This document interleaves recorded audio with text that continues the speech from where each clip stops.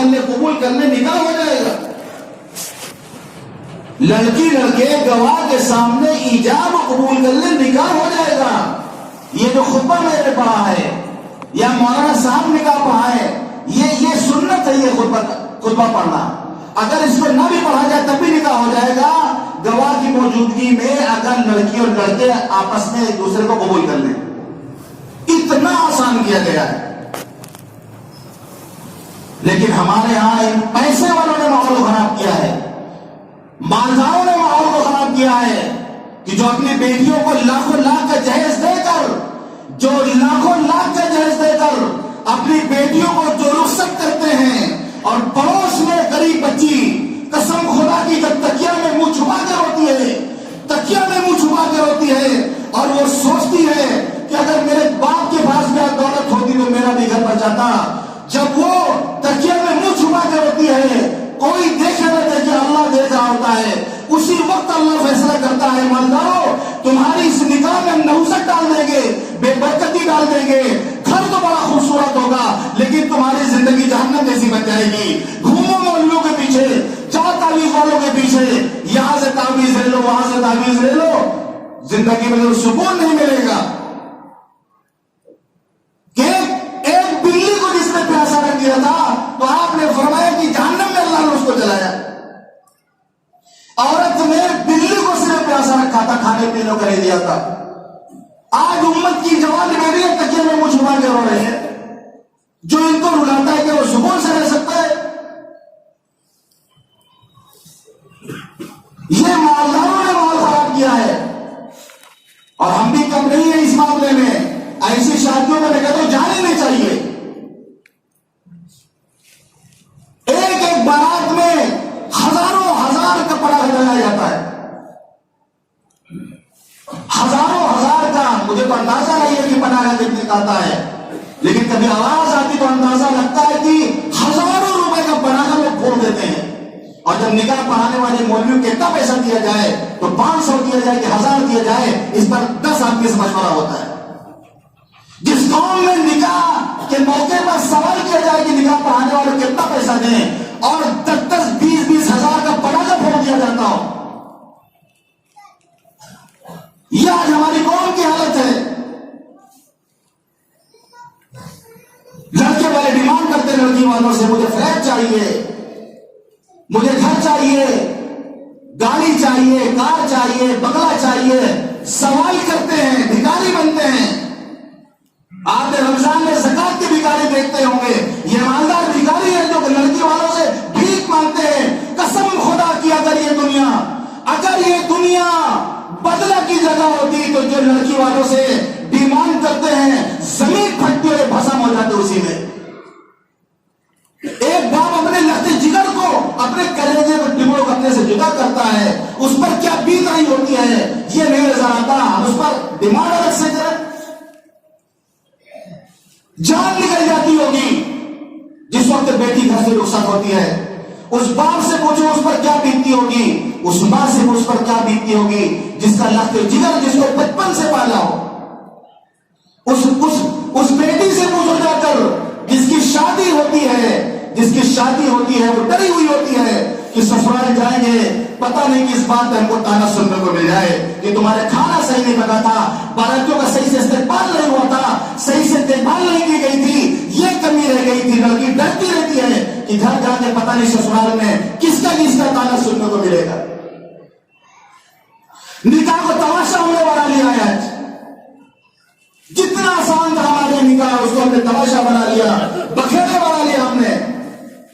آپ نے فرمایا یا معاشر الشباب من استطاع منکم الباءۃ فلیتزوج، اے جوانوں کان کھول کر سن لو، تم میں سے جو گھر بسانے کی استطاعت رکھتا ہے اس کو چاہیے کہ وہ نکاح کرے۔ نہیں گھر بسا سکتے ہو دوسرے کی زندگی سے کھلواڑ مت کرو، نہیں کما کے کھلا سکتے ہو، کوئی ضرورت نہیں کسی لڑکی کی زندگی کو برباد کرنے کا حق میں نہیں پہنچتا۔ وَمَن لَّمْ يَسْتَطِعْ فَعَلَيْهِ بِالصَّوْمِ، اور جو گھر بسانے کی استطاعت نہیں رکھتا اس کو چاہیے کہ وہ روزہ رکھے، کیونکہ جو نکاح سے جو فائدہ ملے گا وہی روزے سے بھی فائدہ ہوگا کہ فَإِنَّهُ لَهُ وِجَاءٌ، روزہ اندر کے خواہشات کو توڑ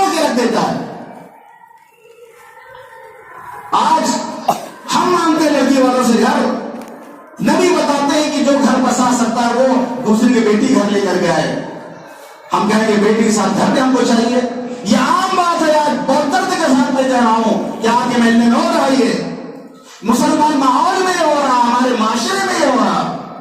یہ غیروں کی چیزیں شادی کے موقع پر اور میت کے موقع پر غیروں کی بہت زیادہ رسمیں ہمارے یہاں آ چکی ہیں.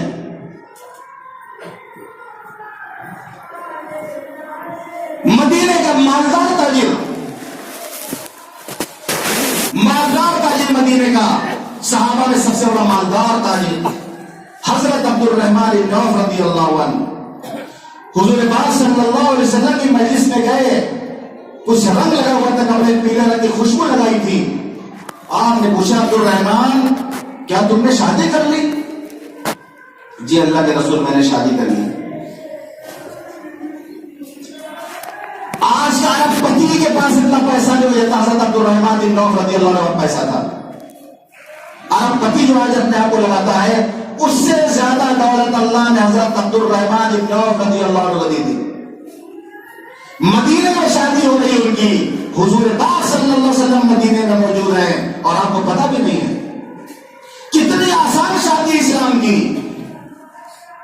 آپ نے شکایت نہیں کیا کہ عبد الرحمن تم نے ہم کو دعوت نہیں دیا, تم نے ہم کو بلایا نہیں, تم نے ہم سے نکاح نہیں پڑھوایا. ہم کو کم از کم بلا لیتے, ہم تمہارے ہاتھ میں دعا کر دیتے. آپ نے اتنا فرمایا اولی ولو بشاتن, دیکھو ولیمہ کرنا چاہے بکری کیوں نہ ہو, یہ لڑکے والوں کا کام ہے. ولیمہ کرنا سنت ہے, یہ لڑکے والوں کا کام ہے ولیمہ کرنا. اللہ نے آپ کو حیثیت دیا ولیمہ کرے. یہ ہے اسلامی معاشرہ. حضرت عبد الرحمن بن عوف کوئی غریب صحابی نہیں تھے, اصحاب صفہ کے رہنے والے نہیں تھے, مالدار تاجر مالدار صحابی تھے. ان کے نکاح کا واقعہ میں نے بتایا. اسلام نے شادی کو اتنا آسان کیا ہے, لیکن افسوس کی بات ہے کہ آج ہم لوگوں نے شادی کو اتنا مہنگا کر دیا ہے کہ زنا سستا ہو چکا ہے. آج جس قوم میں شادی مہنگی ہوگی اس قوم میں زنا سستا ہوگا. بیٹیاں پھر نقاب میں گھروں سے نکلے گی, باہر نقاب اتار کے بیٹھے گی اور جا کر رات کہیں کلب میں گزارے گی. جس قوم میں نکاح مہنگا ہوگا زنا سستا ہو جائے گا, اور جس قوم میں نکاح سستا ہو جائے گا زنا مہنگا ہو جائے گا. آج دیکھ لیں آج ہمارے یہاں کیا ماحول ہے, آج دنیا کا کیا حال ہے. آج بے حیائی اپنی انتہا کو پہنچ چکی ہے. صرف اس میں یہ ہے کہ وقت پر جو شادی نہیں کی جاتی ہے لڑکی اور لڑکوں کی, تو والدین کی ذمہ داری بنتی ہے کہ اچھا رشتہ ملے تو اللہ کی نعمت سمجھ کر اس کو قبول کر لے. یہ نہیں یہ کالا ہے تو یہ ایسا ہے تو ویسا ہے, دنیا کا عیب نکالیں. کیا حق بنتا ہے آپ کو عیب نکالنے کا؟ یہ رنگ کیا ہوتا ہے؟ یہ میں نے صاحب لفظوں میں کہا کہ رنگ کے کوئی اعتبار نہیں. انسان کی صلاحیت, انسان کی خوبی اصل چیز ہے, انسان کا اخلاق اصل چیز ہے. گوری چمڑی ہوگی تو اس سے کیا ہو جائے گا؟ آنکھوں کو اچھا لگے گا, لیکن کب تک؟ جب تک جھرریاں نہیں پڑے گی. جس دن جھرری پڑ جائے گی اور جس دن جو ہے موٹا پاور کا چشمہ لگ جائے گا اور جس دن یہ زلفیں جو ہے سپر کر کے گدھے کی دم کی طرح ہو جائیں گی, اس وقت کیا ہوگا؟ اس وقت اچھا اخلاق ہوگا تو وہی اچھا رہے گا بس. تو آپ نے فرمایا تنکح المرأة لأربع لمالها ولجمالها ولحسبها ولدينها فاصبر بذات الدين. عورت سے 4 چیزوں کی وجہ سے شادی کی جاتی ہے, اس کے مال کو دیکھ کر. بعض لوگ مال دیکھتے ہیں کہ فلاں لڑکی شادی کریں گے تو مال کتنا ملے گا. ولجمالها, بعض لوگ حسن دیکھ کے کرتے, خوبصورتی دیکھ کے کرتے ہیں. اب بیچاری جو کالی لڑکیاں ہیں ان کا کیا ہوگا؟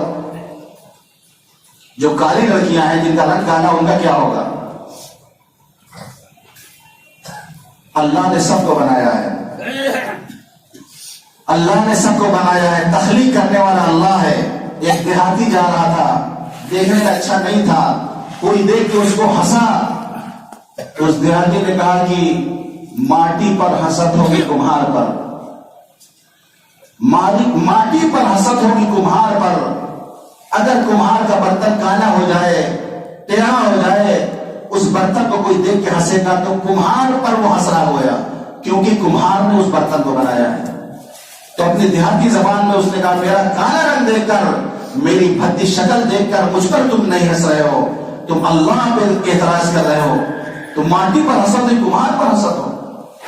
تو آپ نے فرمایا لی جمال، یہاں جمال کو دیکھ کے کیا جاتا ہے، ولی حسب یہاں حسب و نسب کو دیکھ کے کیا جاتا ہے، ولی دین یہاں دینداری کو دیکھ کے کیا جاتا ہے، سب سے آخر میں دینداری کو دیکھا جاتا ہے۔ لیکن آپ نے فرمایا فاصبر بذات الدین، دیکھو دیندار لڑکی کو ترجیح دینا، غریب ہو چلے گا، کالی ہو چلے گا، کسی برادری کے ہو چلے گا، لیکن بے دین نہیں ہونی چاہیے، بے دین ہو کے نہیں چلے گا۔ دینداری کو دیکھنا، فاصبر بذات الدین، دینداری کو دیکھنا، تریبت یداک، ہمیشہ مزے میں رہو گے، کیونکہ اس کو پتا ہوگا کہ شوہر کے کیا حقوق ہیں، گھر والوں کیا حقوق ہے، اس کو دینداری اس کے اندر ہوگی۔ تو فرمائے فاصبر بذات الدین، دیندار کو ترجیح دینا، تریبت یداک، کہ دونوں ہاتھوں میں لڈو مل جائے گا۔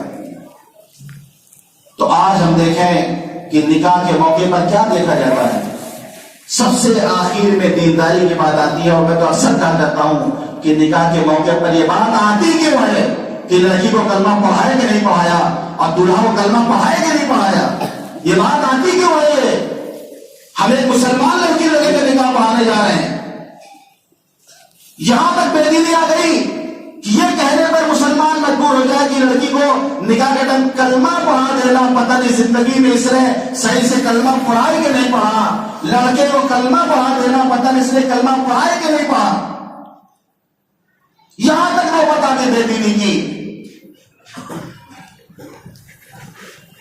تو نکاح سنت ہے، نکاح بہت آسان ہے، یہ ہمارے مذہب نے جو نکاح کی جو نعمت ہمیں دی ہے یہ بہت آسان ہے، اور صحابہ نے ایسا کیا ہے۔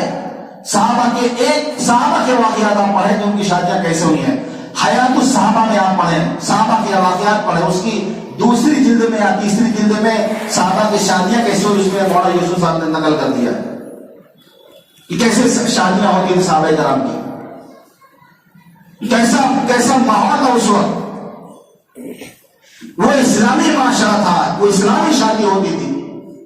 کاش کی وقت پھر سے آ جائے، کاش کی وقت پھر سے آ جائے کہ ہمارے گھر سے ہماری بیٹیاں اس طرح رخصت ہوتی ہوں جیسے حضرت فاطمہ الزہرا رخصت ہوئی تھی، جیسے حضرت عائشہ رخصت ہوئی تھی، کاش وقت آ جائے کہ صحابہ کرام کی شادیاں کس طرح ہوتی تھی۔